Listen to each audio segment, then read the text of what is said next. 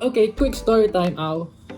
So, today we were supposed to go out for a run, but as you can see, the weather is not cooperating. And it was actually quite sunny like a few minutes ago, and I just got changed, and it looks like that. Tropical island, right? Tropical country, I would say. But I did manage to get some groceries on.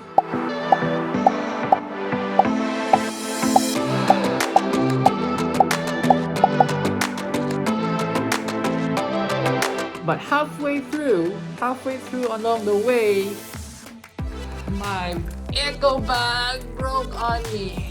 And it was quite difficult to carry it back. Hey, what's up everybody? Welcome back to my channel. In today's video, we are talking about what to expect before starting your vegan lifestyle. Before we begin, what is veganism?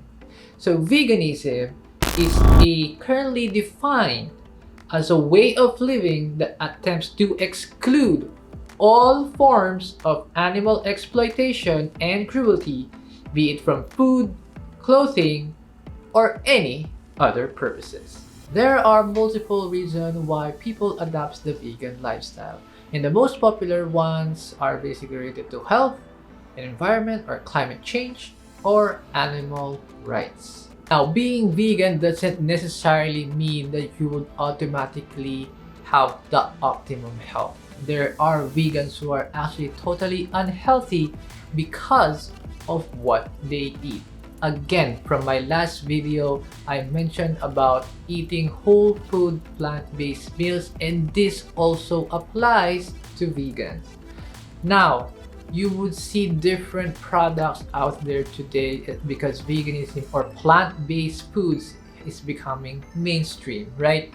Now, this particular product, for example, I would say the Omnipore, the Beyond Burger, the Impossible Meat, those are all plant-based meals. However, they don't necessarily mean that they actually represent a healthy food, because if you would look at the different ingredients that is in there, you will notice a lot of processing or processed food ingredients are incorporated in those particular products. Now, don't get me wrong. There are benefits in supporting this plant-based meat alternative. For one, they do contribute to resolve our global issue about global warming. Okay, to close this first point on what I was trying to say, is basically just because it's vegan doesn't necessarily mean that you should be eating it. Now, as you begin this vegan life journey, it is a learning process. Now, I myself has been vegan for 3 years now, and I am still learning a lot of things about this particular lifestyle. Now, what I would say to you who is just starting is just to be patient with yourself, because as you go along this journey, you are bound to make mistakes. Now, here are some examples that I personally went through in terms of going out, right? We are normally, when we are socialized with others, we would go to restaurants. And an example scenario that I made a mistake on, on this particular Asian restaurant, right? Because Asian cuisine normally involves fish paste or fish sauce or some sort of fish stock or some sort of pork stock. Now, for me, I was just looking at the menu, right? It's made out of tofu and things like that and vegetable.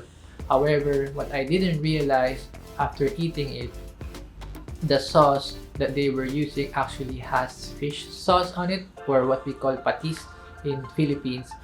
Now, I didn't know that, but then again, once I actually tasted, I realized immediately that this tastes like that.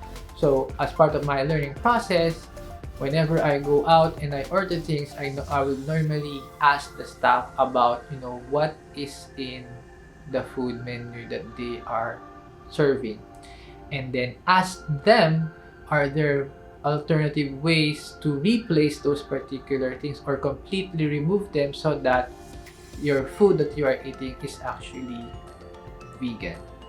So I did this a lot, including some of my corporate dinners or lunches that I've been to with my teammates when I was in the US. So I normally would just ask the waitress or the waiter to say, hey, can you replace this with this, or can you remove this from that? And that is totally normal. It is okay. Don't feel bad on asking that question. You are not being an annoying customer. You're just, asking. And then you can just move on to the next menu if you didn't find a solution for that particular order.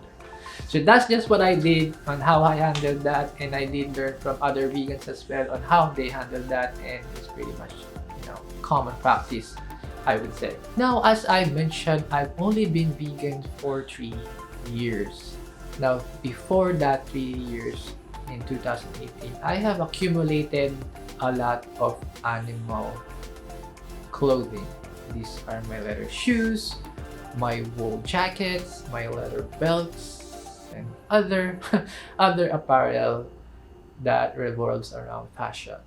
Now, what do you do to those particular items that you purchased before you actually became vegan?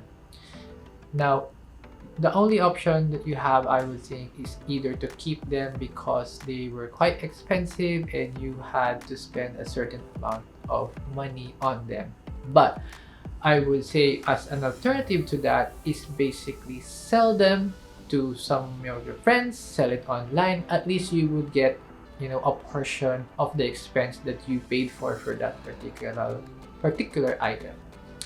And then there's also the option to actually donate the items to a charity, or donate it to someone you know. At least they would be still be useful to someone, and you're not wasting that particular item, and they can have a new home. Now let's talk about something serious.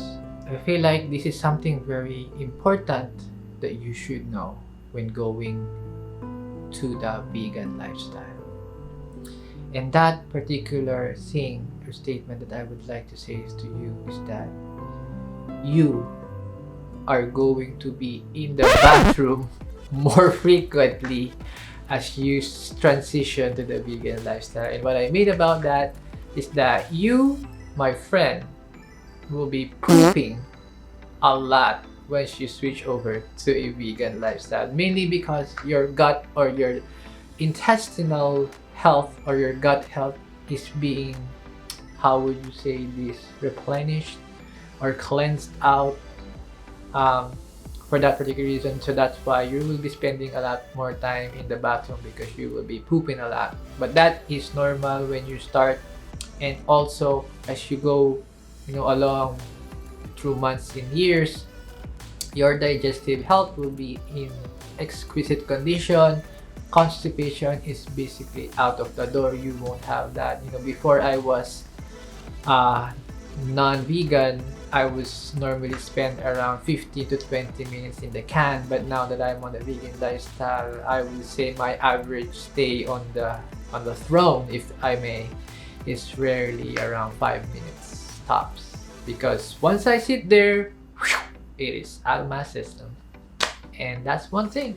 Expect that to happen to you. So our next point on what to expect is that you will feel a lot more hungry more frequently when you are transitioning to a vegan lifestyle.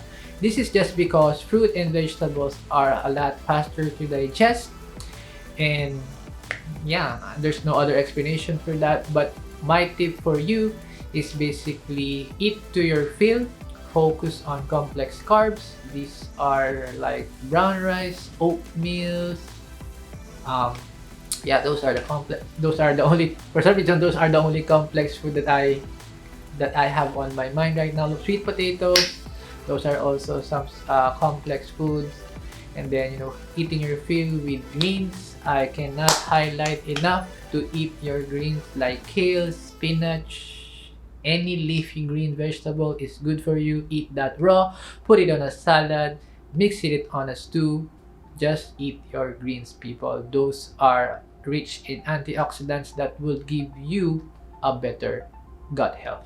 Now for the last bullet item from my list here is that Well, I guess a lot of people are afraid to transition to a vegan lifestyle or a vegetarian lifestyle, if you will. Is that people tend to think that this particular lifestyle is boring, it doesn't taste good, it doesn't feel good on your mouth. That's actually wrong.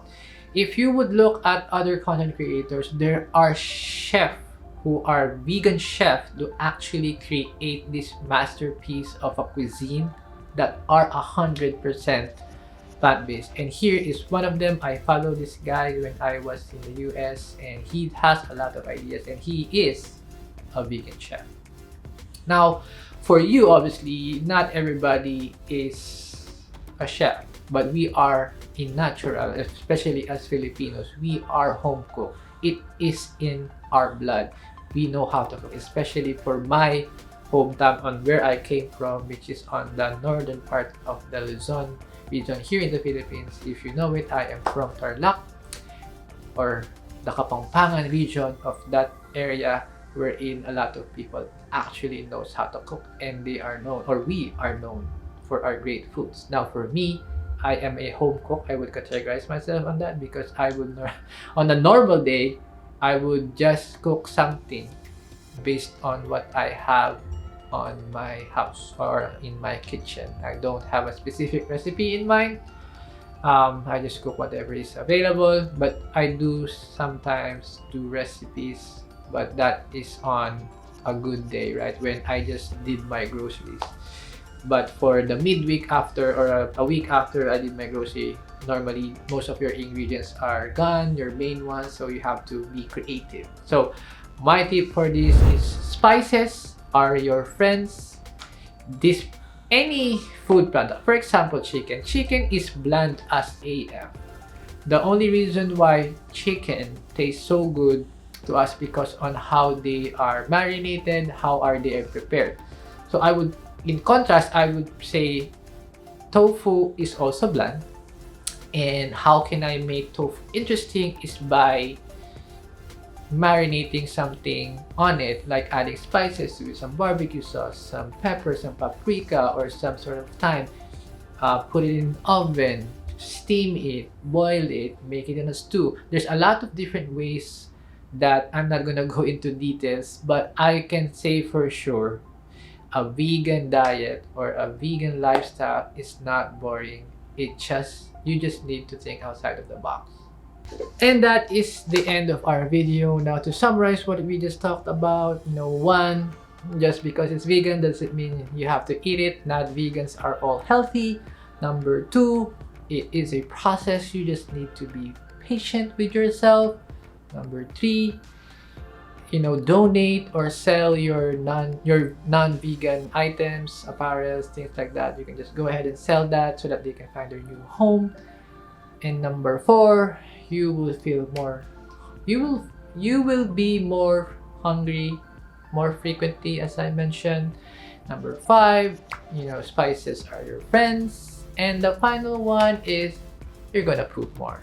And that is it. Thank you for watching. If you find this video helpful, do hit the subscribe and like this video, and do comment down below if you have any questions, and I'll see you on the next video. Peace!